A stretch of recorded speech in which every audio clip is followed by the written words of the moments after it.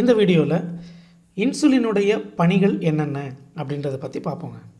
நம்ம ரத்தத்தில் உள்ள குளுக்கோஸ் ஆனது நம்மளுடைய கணையத்தை தூண்டி நமக்கு உடலுக்கு தேவையான இன்சுலின் நமக்கு கிடைக்கிது. அப்படி கிடைச்ச அந்த இன்சுலின் ஆனது நம்மளுடைய உடலில் லிவர், நம்மளுடைய மசில்ஸ் மற்றும் ஃபேட் செல்ஸ் ஆகிய இடங்களில் பல முக்கியமான பணிகளை செய்யுதுங்க. முதலாவதாக நமக்கு மிகவும் தெரிந்த பணி, அதாவது இரத்தத்தில் உள்ள குளுக்கோஸை செல்லுக்குள்ளே செலுத்துவது. அதாவது அப்படி செல்லுக்குள்ளே குளுக்கோஸ் போனால் தான் நம் உடலுக்கு தேவையான சக்தியானது கிடைக்கும். அப்படி சக்தி கிடைச்சது போக நம் உடலில் இருக்கக்கூடிய சர்ப்ளஸான குளுக்கோஸ், அதாவது அதிகப்படியாக உள்ள குளுக்கோஸ் ஆனது இன்சுலின் உதவியுடன் கிளைகோஜன் என்ற பொருளாக மாற்றப்பட்டு நம்முடைய எதிர்கால தேவைகளுக்காக நம்மளுடைய மசில்ஸில் சேர்த்து வைக்கப்படுது. இதே மாதிரியான ஒரு சேமிப்பு பணியைத்தான் இன்சுலினானது லிவர்லையும் செய்யுது. அதாவது குளுக்கோஸை கிளைகோஜனாக கன்வெர்ட் பண்ணி லிவரில் சேவ் பண்ணி வைக்குது.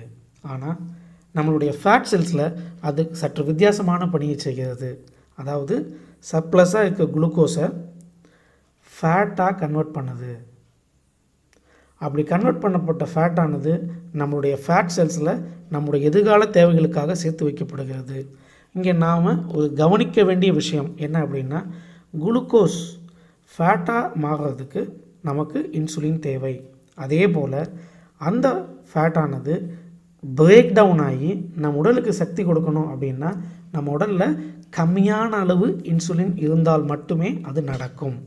ஆனால் டைப் 2 டயபிட்டிஸ் பேஷண்ட்டில் என்ன நடக்குது அப்படின்னா, இன்சுலின் ரெசிஸ்டன்ஸ் காரணமாக அவங்க உடலில் குளுக்கோஸும் மற்றும் இன்சுலின் ஆகிய ரெண்டுமே அதிக அளவில் இருக்குது. ஸோ இன்சுலின் அதிகமாக இருக்கிறதுனால இந்த ஃபேட்டானது பிரேக் டவுன் ஆவதற்கான வாய்ப்புகள் மிகவும் குறைவு. ஸோ இன்சுலின் குளுக்கோஸை கிளைகோஜனாகவும் ஃபேட்டாகவும் மாற்றி நம் எதிர்கால தேவைகளுக்காக ஸ்டோர் பண்ணிக்குது.